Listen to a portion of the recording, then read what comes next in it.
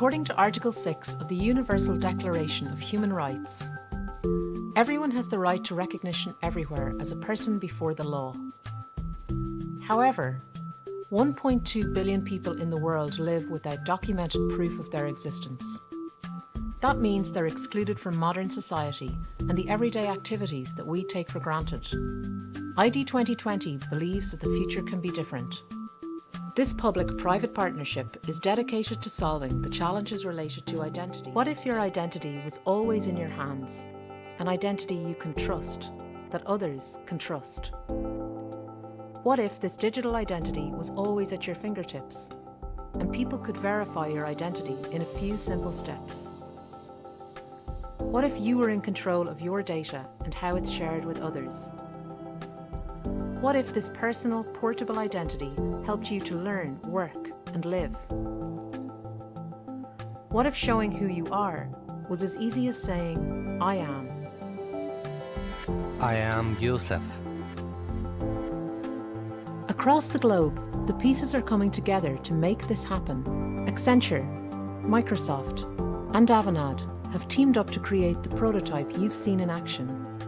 It's a first step towards a digital identity solution for all. To achieve this, we need motivated, passionate people and organizations to join us. So we invite you to come together, collaborate, and realize the vision of ID 2020. You are approaching the security checkpoint. Please have your identification. Are you ready for Real ID? Starting October 2020, you'll need a federal-compliant Real ID driver's license or ID card to board a domestic flight. You can also use a TSA-approved document, like a passport.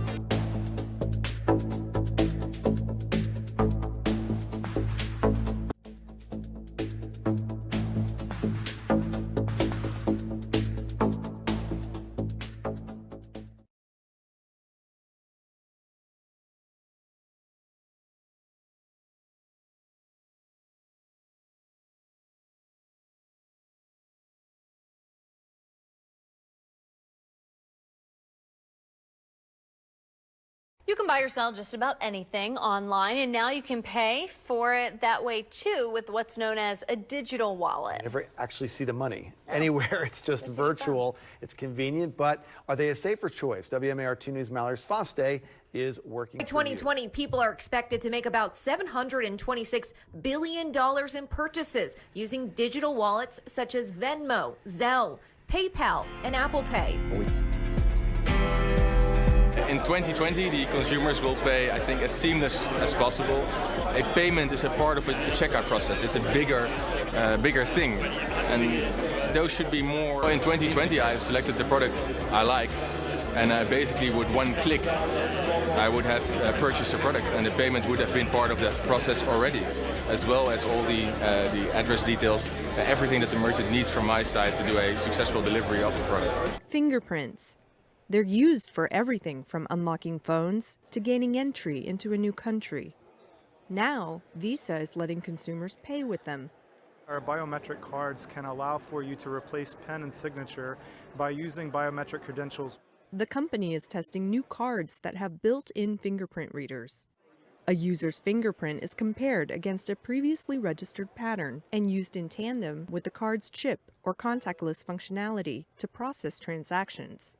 The card is trained to use your biometric thumbprint, and since your thumbprint is unique, it can only be activated by the individual that's trained the card. And it falls back to pen and signature if you're, for instance, sharing your card. Visa is not the first to explore biometrics. Last year, MasterCard began testing a fingerprint-enabled card at Pick n Pay stores in South Africa.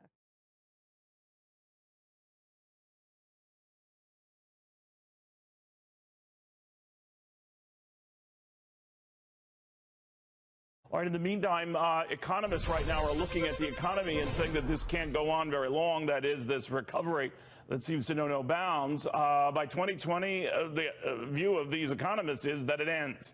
That will be the year of a recession, and if so, it would represent the longest stretch we've seen in the post-war environment without a slump or a recession or two back-to-back quarters. I think we're going to look back on 2008 and 2009 and say, we saw the problems we started to act on them, and we certainly did in 2009 and 2010, and then people became complacent again. And I feel we're sleepwalking into the next crisis. I feel that this is a leaderless world. And I think when the next crisis comes, and there will be a future crisis, we'll find that we neither have the fiscal and monetary room for maneuver that we had in 2008-9, or the willingness to take that action. But perhaps most worrying of all, we will not have the international cooperation that was necessary to get us out of this worldwide crisis.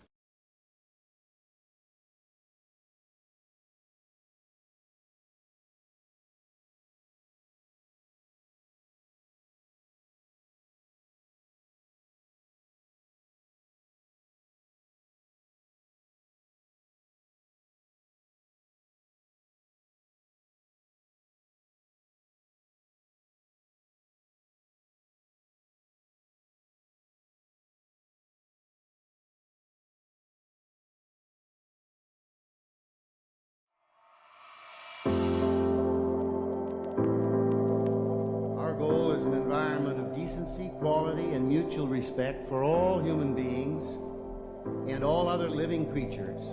We are systematically destroying our land, our streams, and our seas. That's what we have to challenge.